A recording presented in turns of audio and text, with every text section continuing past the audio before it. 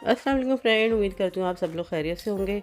तो आज बहुत ही मज़ेदार सी हरी भरी मटर आलू के पुलाव बनाने जा रहे हैं तो चलते हैं किचन में, तैयारी कर लेते हैं। एक पैन में हमने घी डाल दिया आधा कप। जैसे ही मेल्ट होगा काली मिर्ची डालेंगे 10 से 12 अदद, लौंगे डालेंगे 5 अदद, एक दालचीनी की स्टिक और एक तेज़ पत्ता डाल के सफ़ेद ज़ीरा डाल देंगे 1 टीस्पून। थोड़ा सा इसको हमने पका लेना है, सौटे कर लेना है।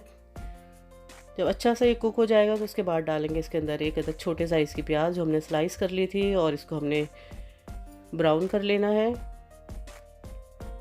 तो जैसे प्याज ब्राउन होगी इसके अंदर डालेंगे लहसुन अदरक का पेस्ट 1 टेबल स्पून भर के, और इसको भी हमने 30-40 सेकंड पका लेना है इसके साथ। जब अच्छे सा इसका भी अरोमा आने लगेगा, कुक हो जाएगा, तो फिर इसके अंदर हम डालेंगे टमाटर।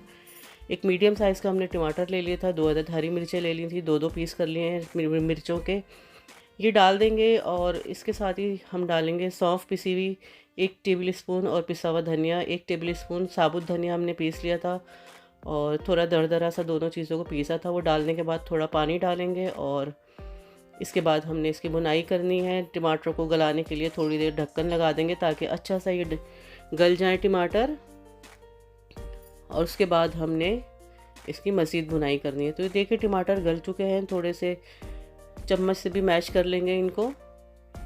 और बिल्कुल जब ये पेस्ट टाइप का हो जाएगा इसके अंदर मटर डालेंगे 250 ग्राम। ये छिले हुए मटर 250 ग्राम है, आप बग़ैर छिले हुए लेंगे तो तकरीबन आपको 3 पाव या आधा किलो लेने पड़ेंगे।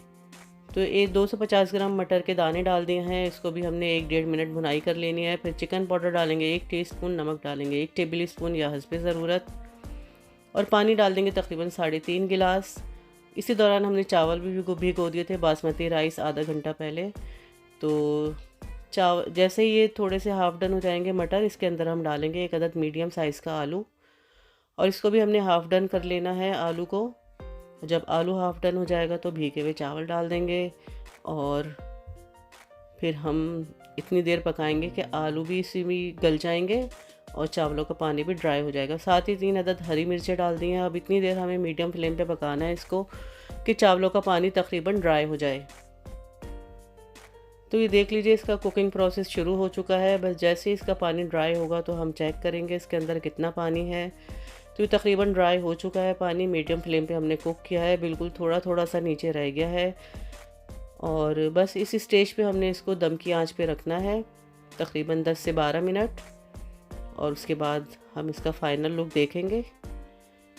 तो ढक्कन से कवर कर देंगे और इसको हम रख देंगे दम की आंच पे।